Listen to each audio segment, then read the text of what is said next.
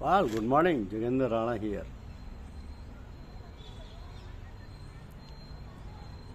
Topic of the day is profit element in project insurance. Profit element in project insurance. The project insurance policies are adopted by Indian insurers from reinsurance market, and for many years the same wording is used with minor additions to clauses over a period of time. So in Indian market there are different opinions about the amount of claim payable. In the event of a claim lodged by the contractor or subcontractor, which are also parties to the insurance contract along with the principal. So let us see what are the various theoretical and practical aspects. Because the traditional principle of indemnity says that the insured should not make any profit out of the loss. It also says at the same time that in the event of loss, the insured should be put into the same financial condition in which he was prior to the loss, as if the loss has not happened. So this traditional principle of indemnity is also called market value concept and is very widely applied in the case of property insurance. There are few variances to this traditional principle, like agreed value or valued policy, reinstatement value policy, etc.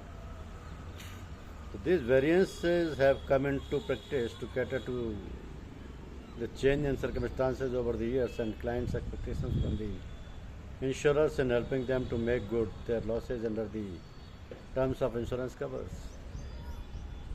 Now the question is whether project policies are pure indemnity policy. The policy being property class of cover, it is definitely pure indemnity policy and not commercial indemnity policy like marine policy, wherein agreed amount or percentage thereof is paid in the event of a loss. So the argument would be that if it is pure indemnity policy, then where is the question of allowing any profit? So in pure indemnity policy like fire policy, whether profit is not allowed, it is allowed, but not to the insured. The insured should not make any profit out of the loss. So that doesn't mean that wherever profit is included in the price, it is to be removed while allowing the claim. For example, in case of damage to the stock under fire policy, if the insured is wholesaler, he can claim his purchase price, which will include manufacturer's profit. Or if he is retailer, he can claim for his purchase price, which will include manufacturer's and wholesaler's profit. But his own profit as retailer, he is not allowed to claim. Now let us take example of a case where retailer has taken the policy covering stocks. So at the time of claim, he requests the insurer to pay directly to the wholesaler who replaces damaged stock at retailer's place. If insurance company agrees and does so, whether they can deduct wholesaler's profit and pay the balance? No, definitely not. Insurance company will pay wholesaler his sale price, which includes his profit. So take another example in case of motor vehicle claim for repairs. If payment is made to garage directly by the insurance company, whether they can deduct repairs, profit and pay? Certainly not. Fire policy and motor policy both are pure indemnity policy. Still in the examples given, the profit cannot be deducted out of the claim. Or take another example of a cashless facility in case of medical insurance claims, where insurance company pays to hospital directly for treatment taken by the patient. So can insurance company say that they will pay only the amount after deducting hospital's profits? Then comes the assignment of claims. Legally, the process authorizing other person to recover claim on behalf of the insured is called assignment of insurance claim.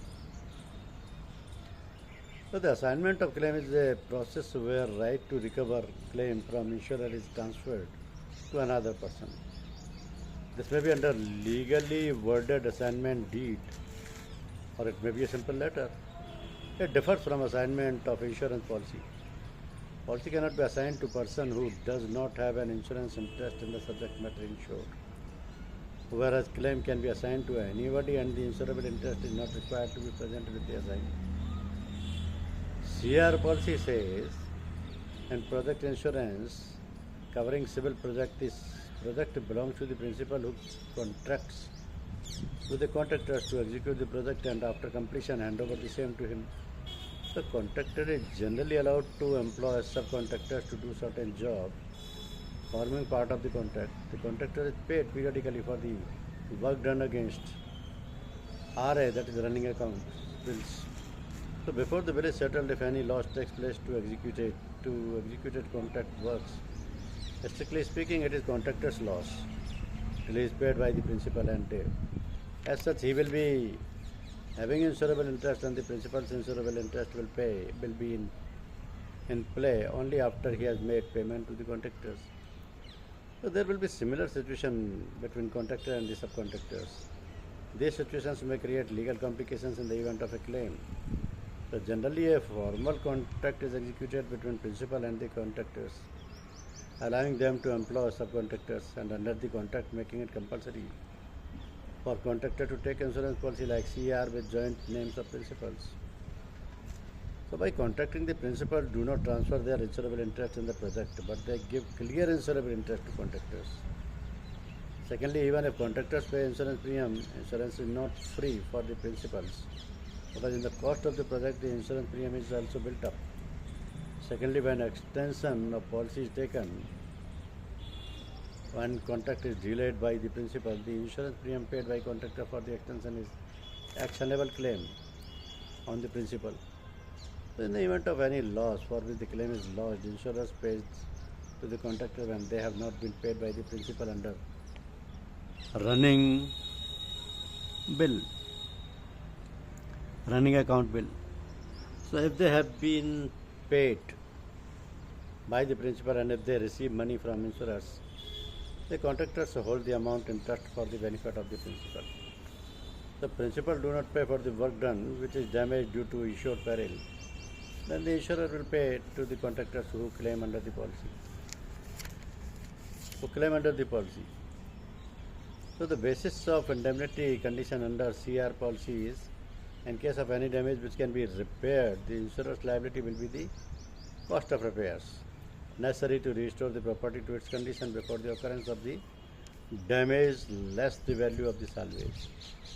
In case of an item that is total loss, the basis of settlement will be depreciated value. And if the cost of repair is more than the value, the indemnity will be as constructive total loss claim. And the cost of provisional repairs allowed as part of final repairs, if it does not increase the total cost. So, there is another theory of insurance. Act as if uninsured. That is, the insured is supposed to act as if there was no insurance.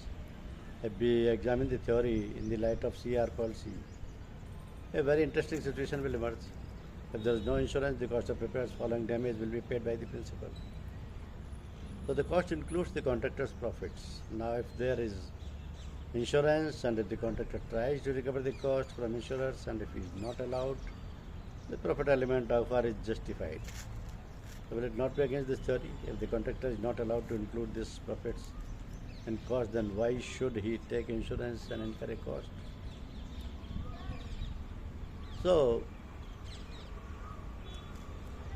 it is the fact that the project belongs to the principal, and as all the costs are to be borne by him, either directly or indirectly, amount paid to the contractor or subcontractor should be the basis of the loss settlement without deduction of any hypothetical amount towards the profit, as it is not within the spirit of the CR insurance. If any discussion about profit, the dealing persons like surveyors, etc., may equate profit with the loss of profit insurance. So the loss of profit insurance available for the project is for delayed startup of the project, and loss of profit due to delay, whereas the profit as part of the material damage are related to the replacement cost of damaged items and are not concerned with any delay. So This is the conclusion of the policy. Thank you.